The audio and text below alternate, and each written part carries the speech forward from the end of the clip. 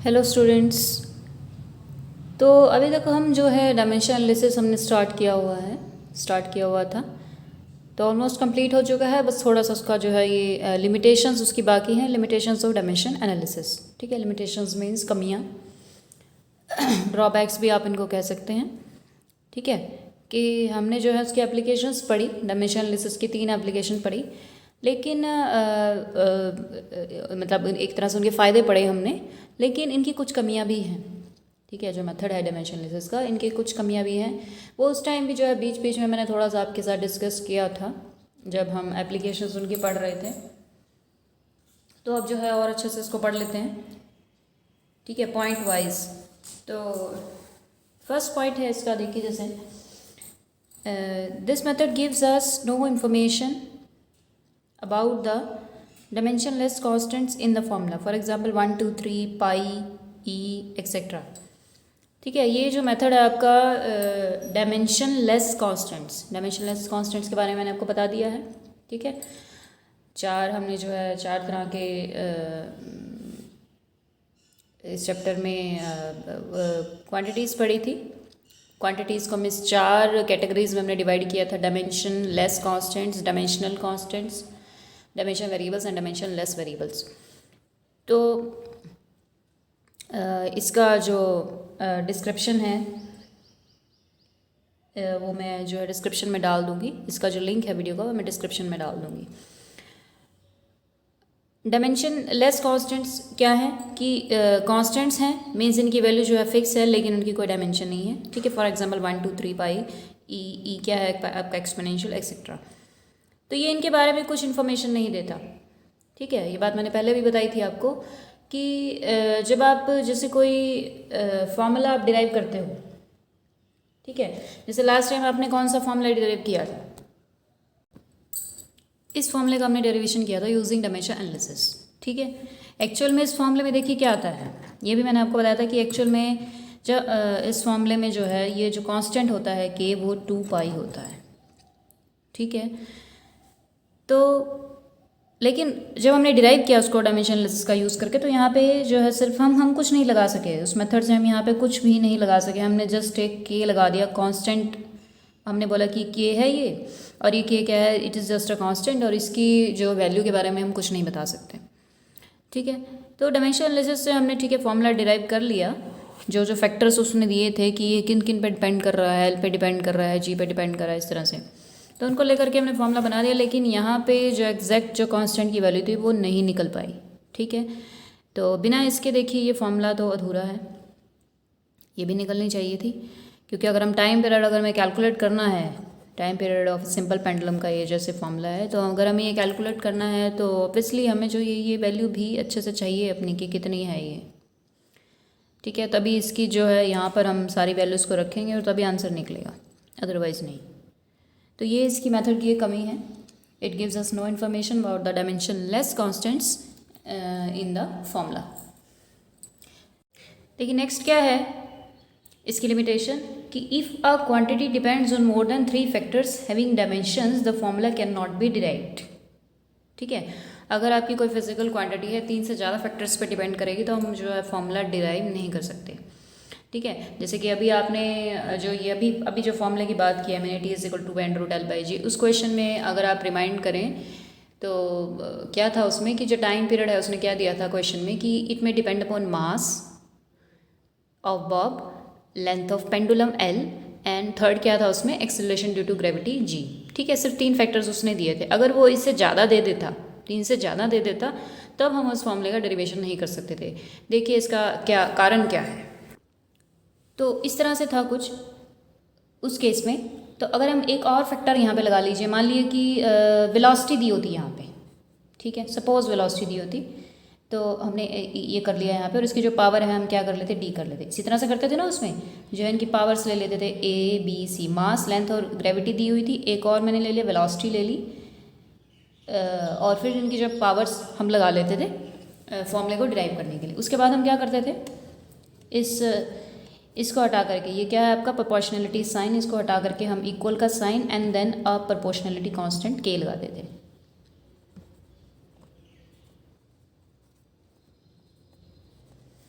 उसके बाद हम इनकी डायमेंशंस पुटअप करते थे। ये टी है जो है इसकी टाइम, ये हो गई इनकी डायमेंशंस कि आपकी कोई डायमेंशन नहीं होती, डायमेंशन लेस कांस्टेंट है ये। एम हो गया मास, ये लेंथ हो गई, और जी जो है आपकी एक्सेलरेशन ड्यू टू ग्रेविटी, और वेलोसिटी एक मैंने ली है L(t)-1।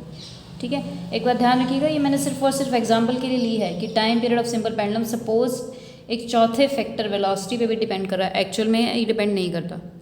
ठीक है, समझाने के लिए लिए कि अगर हम 3 से ज़्यादा फैक्टर अगर हम ले लेते हैं तो हम जो है फॉर्मूला इस मेथड से डिराइव नहीं कर सकते। उसके बाद हम क्या करते थे, जो है जैसे ये हो गया आपका m⁻⁴, एल की पावर्स को इकट्ठा कर लीजिए। एल की पावर यहाँ पे b है, मल्टीप्लिकेशन में है तो सारी पावर्स ऐड हो जाएंगी। यहाँ पे एल की पावर c है, यहाँ पे जो है d है। उसके बाद आपका बचा t की जो है यहाँ पे -2c एंड यहाँ पे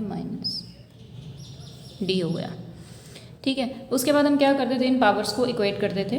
जो है इधर देखिए, कंपेयर करिए, यहाँ पे m आपका नहीं है तो आप इसको इस तरह से लिख सकते हैं m0 L0। ठीक है, m के इधर 0 है, आपका a है, तो a तो आपका यहाँ से जो है श्योरली 0 आ गया है।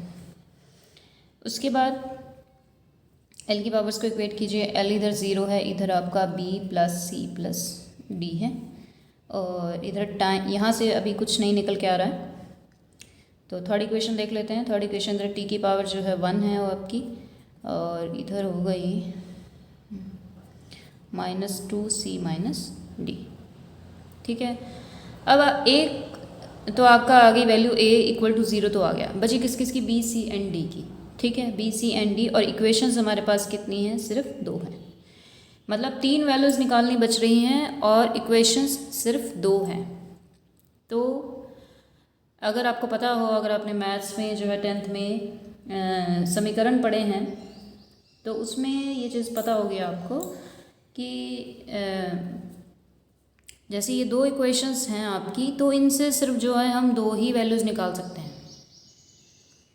ठीक है, तीन वैल्यूज़ निकालने के लिए, जैसे कि हमें यहाँ पर 3 वैल्यूज़ निकालनी है b c एंड d की, हमें जो है 3 इक्वेशंस की ज़रूरत होगी। ठीक है, और वो यहाँ पे नहीं बन रही।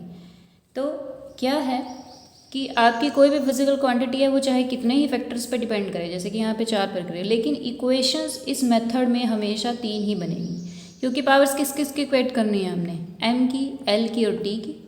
ठीक है, m की m से करनी है, l की l से करनी है, और t की t से करनी है, तो इक्वेशंस तो हमेशा 3 ही बनेंगी, और यहाँ पे फैक्टर्स चाहे कितने भी हों, तो इसलिए 3 ही इक्वेशंस बनेंगी और 3 ही फैक्टर्स की जो है पावर्स है a b c, इनकी वैल्यू निकल सकती है। तो ये इसकी एक ड्रॉबैक है। थर्ड क्या है इसका, कि we can not derive the formula containing trigonometrical functions, exponential, log functions which have no dimensions. We can not derive the formula, हम उस फॉर्मूले को डिराइव नहीं कर सकते कंटेनिंग ट्रिग्नोमेट्रिकल फंक्शंस, एक्सपोनेंशियल, जिसमें क्या हो जिसमें ट्रिग्नोमेट्रिकल फंक्शंस हो। ट्रिग्नोमेट्रिकल फंक्शंस मतलब ये जो साइन, कॉस, टेन, कोट, ठीक है, सीकेंट वगैरह ये सब हों, और एक्सपोनेंशियल फंक्शंस, तो एक्सपोनेंशियल फंक्शंस ये होते हैं आपके पास जो e की पावर में दिए होते हैं। ठीक है, ये अभी तक आपने 10th तक नहीं पढ़ा होगा, कोई बात नहीं, आगे आ जाएगा। तो या लॉग फंक्शंस हो, ठीक है, लॉग आएगा, लॉग भी अभी तक 10th तक नहीं पढ़ा जाता है, तो लॉग जो है आप अभी धीरे धीरे पढ़ेंगे 11th 12th में। तो क्या होता है कि चलो ट्रिग्नोमेट्रिकल फंक्शंस तो पढ़े हैं ना, उनका तो पता है। तो ये क्या होता है, इनकी भी कोई डायमेंशन नहीं होती। ठीक है, इनकी भी जो है कोई डायमेंशन नहीं होती। इसी तरह से जो एक्सपोनेंशियल फंक्शंस है, लॉग फंक्शंस है, ये भी जस्ट क्या होता है, एक नंबर होते हैं। ठीक है, जैसे कि आप ट्रिग्नोमेट्रिकल फंक्शन ले लीजिए, आप कोई भी sin 45 ले लीजिए। ठीक है, sin 45 की वैल्यू कितनी होती है, sin 45 की 1/√2 होती है। ठीक है, क्या है, जस्ट एक नंबर है, वो कोई भी ले लीजिए, 1045 ले लीजिए 1 आ जाएगा, sin 90 ले लीजिए 1 आ जाएगा, वो क्या है, जस्ट नंबर है। इसी तरह से ये भी एक्सपोनेंशियल फंक्शंस, लॉ फंक्शंस, इनकी जब वैल्यू निकालते हैं तो ये जस्ट क्या निकलते हैं, एक नंबर निकलते हैं। ठीक है, नॉर्मल जैसे आपके बाकी तो नंबर्स की आपको पता है कोई डायमेंशंस नहीं है, तो इस वजह से इनकी भी कोई डायमेंशंस नहीं है। तो इसलिए वो कह रहा है कि अगर किसी फॉर्मूले में ये इस तरह के फंक्शंस आ रहे हैं तो उनको भी हम डिराइव नहीं कर सकते। जैसे अभी था ना कि अभी हमने पढ़ा था formula t is equal to 2π/√L/g, तो उसमें क्योंकि 2π आ रहा था तो हम जो है उसकी एग्जैक्ट फॉर्म डिराइव नहीं कर पा रहे थे। तो अगर इसी तरह से अगर 2π कांस्टेंट की जगह अगर ये आ जाएँ trigonometrical function, exponential function, log function, तब भी हम जो है उसको एग्जैक्टली डिराइव नहीं कर पाएंगे।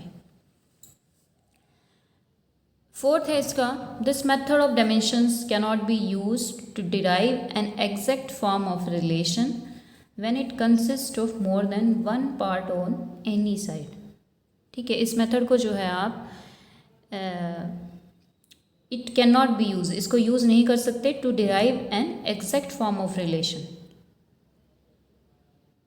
When it consist of more than one part और ऑन एनी साइड। जब किसी रिलेशन में, ठीक है, आपके एक साइड पर एक से ज़्यादा पार्ट आ जाए, मोर देन वन पार्ट आ जाए ऑन एनी साइड। ठीक है, आपके पास कोई भी रिलेशन है, जैसे कि आपका क्या था t is equal to 2π/L/g। इसमें क्या है, इधर भी आपका एक पार्ट है, इधर भी आपका एक ही पार्ट है, लेकिन अगर इससे ज़्यादा आ जाए, प्लस में कुछ और आ जाए यहाँ पे, ठीक है, और माइनस में फिर आगे करके कुछ और आ जाए, एक से ज़्यादा अगर पार्ट आ जाएगा तब हम इस मेथड को जो है यूज़ नहीं कर सकते। इस मेथड से जो वो फॉर्मूला है वो डिराइव नहीं हो पाएगा। ठीक है, फॉर एग्ज़ाम्पल जैसे 3 एग्जांपल्स लिखे हैं मैंने, ये 3 एग्जांपल्स, ये 3 इक्वेशंस बड़ी ही फेमिलियर हैं। ये कौन सी इक्वेशंस हैं, जो है ये न्यूटन्स इक्वेशंस ऑफ मोशन है। ठीक है, ये 9th में आती हैं, 11th में भी आएंगी, इनका अच्छे से आएगा जो भी है। इनमें एक दो के जो मैंने यूज़ भी किया थोड़ा पहले, इसको मैंने एक बार यूज़ किया था। तो इनमें देखिए क्या है, इन तीनों ही इक्वेशंस में क्या है, एक से ज़्यादा पार्ट है। ठीक है, 1 2 1 2, ठीक है, इधर 1 2, तो इनको जो है हम डिराइव नहीं कर सकते। ठीक है, आप कैसे करेंगे, ये मान लिया हमने ये क्वेश्चन डिराइव करनी है। ठीक है, तो क्वेश्चन में क्या दिया होगा कि derive formula for velocity, for final velocity which depends on this velocity, initial velocity, ठीक है, एक्सेलरेशन a एंड टाइम। ठीक है, देखिए क्वेश्चन किस तरह से दिया होगा कि आपकी जो v है वो किस किस पे डिपेंड कर रहा है, u पे, a पे एंड t पे, इस तरह से दिया होगा। ठीक है, फिर हम क्या करेंगे, हम क्या लगाएंगे, यहाँ पे पावर्स लगाएंगे a b c। अब आप इसको डिराइव करके देख लीजिए, देखिए क्या बनेगा, ये v, इसको हटा करके हमने ये लगा दिया, और ये v जो है एज इट इज़ है, ये v जो होती है यहाँ पे वेलोसिटी होती है। ठीक है, तो इसकी डायमेंशन हम पुटअप कर लेंगे कि ये u भी जो है वेलोसिटी होती है, और a आपका जो है एक्सेलरेशन होता है LT-2, और थर्ड यहाँ पे टाइम है, तो मैं इसको थोड़ा नीचे लिख लेती हूँ, यहाँ पे स्पेस कम है। इसके बाद जो है आप पावर्स को इकट्ठा कर लीजिए, LT-1 के सॉरी यहाँ से के हम हटा देते हैं क्योंकि के की जो है कोई डायमेंशन नहीं है, हम डायमेंशन रख रहे हैं यहाँ पे। एल की पावर्स को कंबाइन कीजिए, एम तो है ही नहीं इसमें, तो एल को ले लीजिए आप। एल की पावर ए हो गई, यहाँ बी है, टी की पावर देखिए यहाँ पे -a हो गई, ये कितनी हो गई -2b, और ये हो गई आपकी c। ठीक है, m तो दोनों साइड नहीं है, तो जस्ट आप l को ले लीजिए। l इधर आपका 1 है और इधर a + b है। इधर आपका जो t की पावर है वो -1 है, और इधर है -a - 2b + c।